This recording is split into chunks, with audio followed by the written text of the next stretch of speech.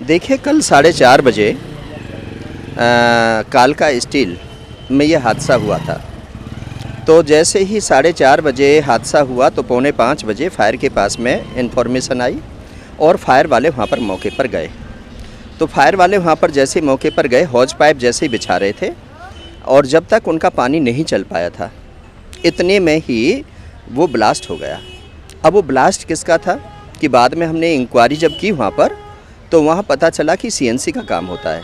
CNC के साथ साथ वो लिक्विड केमिकल का भी कोई काम डिस्ट्रीब्यूशन का करते हैं, जिसकी वजह से जैसे सीएनसी में कोई मशीन में कटर होता है, उस काटने के लिए उस केमिकल का, फ्लोराइड कोई केमिकल है, उस केमिकल को डाल करके उसको काटते हैं।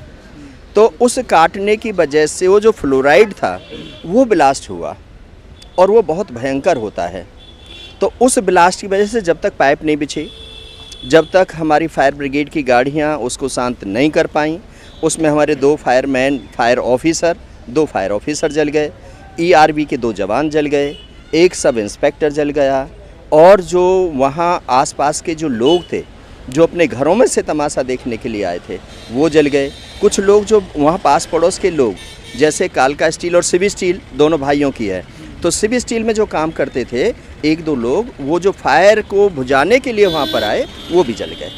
तो मैंने यहाँ पर उन सब लोगों से बात की है, उन सब लोगों से मिला हूँ और उसके बाद मौके की विजिट करके आया हूँ। अभी वहाँ पर बैरिकेड कर रखा है, अभी वहाँ पर पुलिस के लोग तैनात कर रखे हैं, अभी वहाँ चारों तरफ से बैरिकेड कर रखा है, क्योंकि कुछ लोग सफदरजंग हॉस्पिटल में भेज दिए गए हैं और कुछ लोग यहाँ ICU BK में हैं। तो अभी कोई ऐसे एक सेकंड सीएनसी मशीन का ब्लास्ट हुआ है पहले? नहीं, सीएनसी मशीन का कभी ब्लास्ट नहीं होता जी। सीएनसी मशीन में एक केमिकल होता है जी। जो केमिकल उसमें डाला जाता है, उस जो काम होता है उस मशीनरी और जो सिस्टम होता है उसमें से कट करने के लिए, वो बहुत भयंकर है।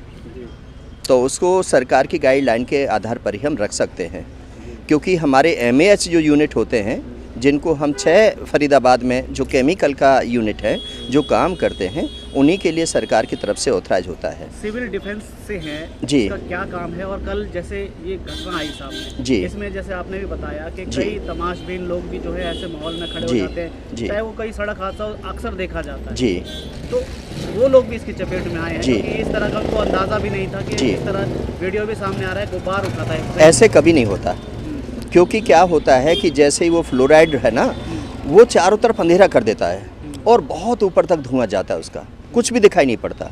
मतलब वहाँ काम करने वाले भी कुछ देख नहीं पाते। इसी वजह से सबकी आंखों के सामने अंधेरा हो गया और जो भी लोग वहाँ पर 50 फीट 60 फीट की दूरी पर थे, वो सब उसमें चपेट में आ गए। तो ये बहुत भयंकर हादसा है। मैं बहुत इस हादसे को लेकर के दुखी हूँ और जो पीड़ित परिवार हैं, मैं उनको सांत्वना देता हूँ और मैं उनकी रिपोर्ट बना करके भी सरकार के पास भेजूंगा। सारा डाटा मैंने आज इकट्ठा किया है, सारा हादसा किया है, सरकार को भी मैं इससे अवगत कराऊंगा। तो ये जो काम चल रहा था, ये लीगल चल रहा था या इलीगल काम चल रहा था? ये जो देखिए, अभी क्या है कि अभी जैसे मैं गया फैक्ट्री वहाँ पर वर्कशॉप पर, तो वहाँ ना तो कोई जनरल मैनेजर मिला, ना कोई मालिक मिला, ना कोई आस पड़ोस वाले बताने के लिए तैयार थे।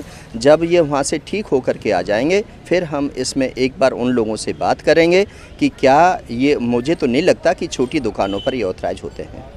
मैं अपने व्यक्तिगत तौर पर मैं कह सकता हूँ कि मुझे नहीं लगता कि इस प्रकार का जो इसके लिए परमिशन लेनी पड़ती है। अगर ये अनऑथराइज निकलता है तो इसके ऊपर क्या कार्रवाई? सरकारी कार्रवाई जो बनती है वो तो बनेगी। लगभग कितने लोग घायल हुए हैं और कुछ 42 का आंकड़ा आ रहा है। कोई खत्म भी हुए हैं? ना, कोई नहीं ख़त्म हुआ अभी तक। सीरियस हैं, 2 फायर ऑफिसर सीरियस हैं और 1 सब इंस्पेक्टर सीरियस है और दोनों ही सफदरजंग में हैं।